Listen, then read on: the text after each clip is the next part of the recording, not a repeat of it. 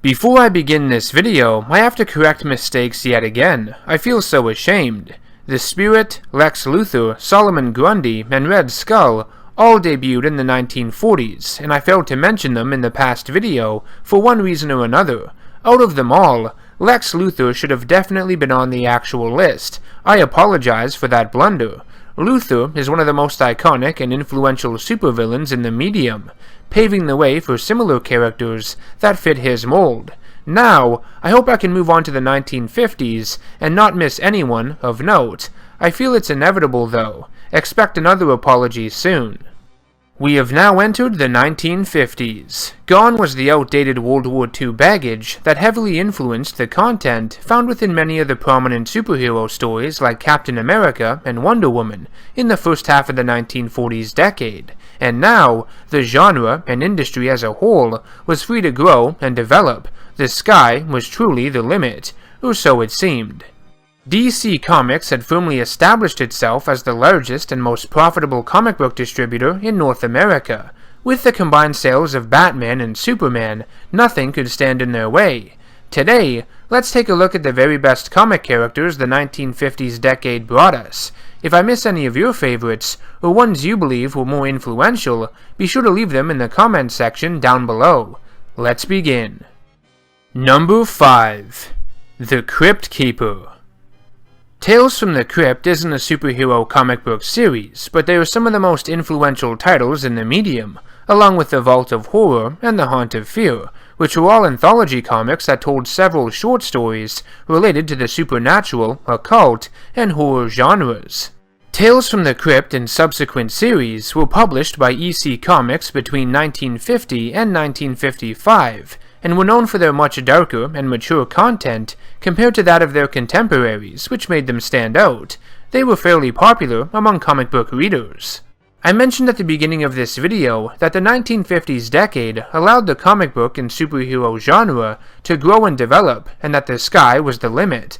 Well, that's not exactly true. In 1954, comic books were attacked by parents, librarians, and other notable officials due to their possible bad influence on youth. They believed comics were a major cause of juvenile delinquency, and there were even congressional hearings to discuss the issue. Though comics had been criticized ever since their inception, viewed upon as a trashy and immature form of entertainment, it wasn't until the 1950s that the industry was greatly affected by the backlash.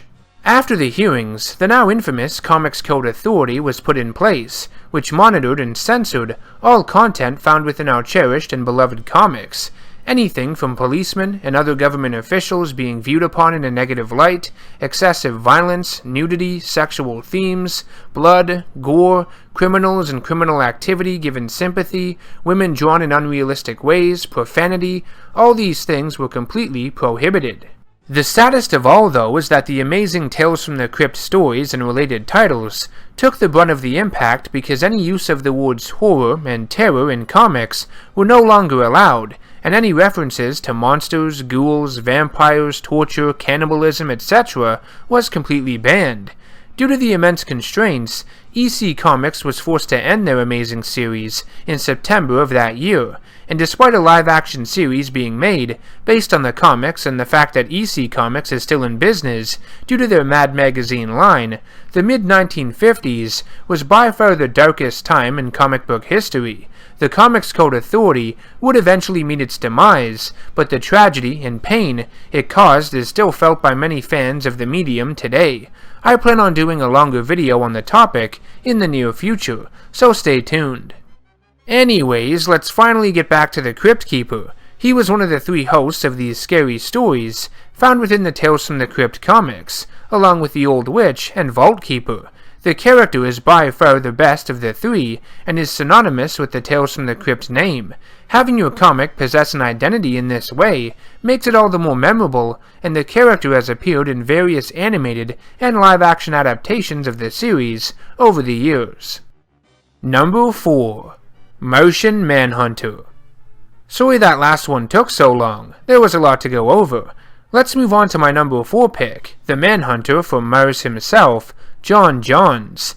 Debuting in Detective Comics number 225 in November of 1955, The Martian Manhunter is one of the strongest characters in the DC universe, and one of the founding members of the Justice League. Johns is an extraterrestrial from Mars, and is usually depicted as the last of his kind, due to some sort of threat wiping out his species. He is transported to Earth via teleportation or a spaceship, depending on the story and continuity, and finds solace among the people of Earth, as well as friendship with the other members of the Justice League. In many ways, he is similar to Superman in that he struggles to fit in at times, even more so than the Man of Steel, because he was at least raised by a family on Earth and grew up in these surroundings. Johns wasn't. Martian Manhunter possesses the ability to fly, shapeshift, heal, go invisible, and generate heat vision out of his eyes. Just like Superman, he also has a form of kryptonite, in his case, fire. In fact, he has pyrophobia due to witnessing his entire race die by it. Number 3. Supergirl. There have been a few variations to this character over the years, but the main one I want to focus on is Kara Zor-El, who debuted as Supergirl in Action Comics number 252 in May of 1959. There was an earlier one that popped up in Superman number 123 the previous year, who was a being wished into existence by Jimmy Olsen, but it was simply a way for DC to gauge the audience's response to a female version of Superman before they went and created Supergirl, so I'm not going to count it. Kara Zor-El is the biological cousin of Superman, Kal-El, who survived the destruction of their home planet of Krypton by being sent away by her parents in a small spacecraft, much in the same way Superman was in order to escape its fate. In most versions, her spacecraft is knocked off course and is found by Superman, now an adult, many years later. Despite being older than Kal-El back on Krypton, Supergirl hasn't aged because her body was in a form of suspended animation. She possesses all the same powers Superman does, and in some instances appears stronger than he is, because Kara has not learned how to suppress her abilities as much as Superman has, with the many years he has spent on Earth. Number 2. Green Lantern, Hal Jordan. There was an original Green Lantern character named Alan Scott, who debuted in All-American Comics number 16 from July of 1940, which I didn't mention in my previous video. The main reason? I just didn't feel like it because I'm not a big fan of this character, and knew I would have to bring him up here, so here he is. Alan Scott used a special ring that gave him magical abilities, and was recharged with the aid of a Green Lantern. These ideas would be the framework for a much greater idea down the road. Fast forward to DC Showcase number 22 in October of 1959, with the debut of a newly refurbished character, Hal Jordan, taking on the name and likeness of the Green Lantern hero. Jordan was a member of the Green Lantern Corps, an intergalactic law enforcement team that wielded the power of green light. As the years progressed, the idea would be expanded upon, adding in several other types of Lantern Corps, which are now part of a larger emotional spectrum of color. Each Corps was given a leader, a form of spirit animal or creature, and even abilities unique to that spectrum. Honestly, I love this concept, and it's one of my favorites in all of comics. I plan on doing the next superhero breakdown on Green Lantern, so stay tuned.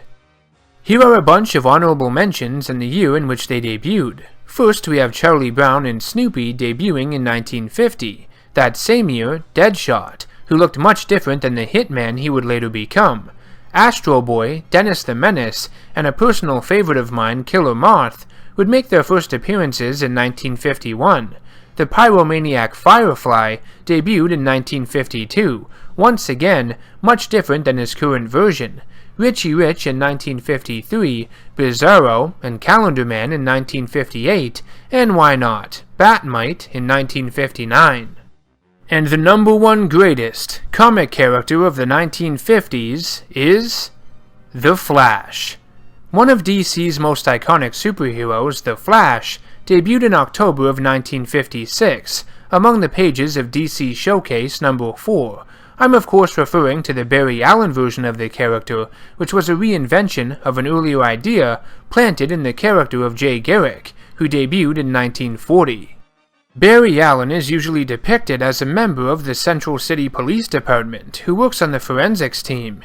He has the ability to tap into the Speed Force, which is basically a universe in another plane of existence that speedsters like the Flash tap into, allowing them to break the laws of physics.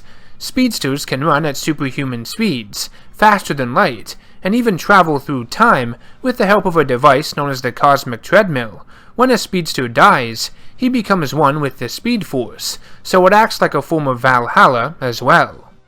The Barry Allen Flash is one of the most impactful deaths in comic book history. In 1985's Crisis on Infinite Earths, Barry Allen stops the Anti-Monitor's antimatter cannon by creating a speed vortex to weaken it. However, the power is sucked in, and Allen is killed because his body is overcome by it. The events of Crisis on Infinite Earths was a reboot of the entire DC continuity at the time.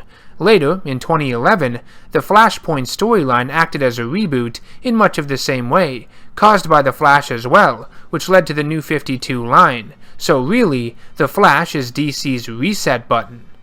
Let's not forget many of his iconic villains that debuted in the 1950s too, such as Captain Cold in 1957, and Gorilla Grodd, Pied Piper, and Weather Wizard, who all made their first appearances in 1959.